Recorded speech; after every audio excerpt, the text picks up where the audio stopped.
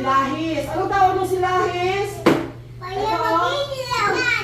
Rays ng sun. May 8 rays ang sun dito sa flag.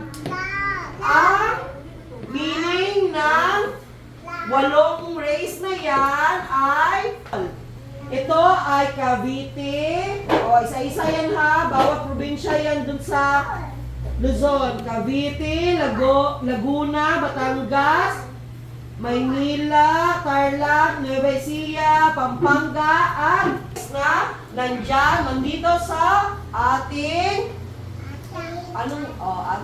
ano ang tatlong bituin? Ito muna. Ang bituin, wow! Nasaan tayo ngayon? Nasa Mindanao. Taga Mindanao tayo.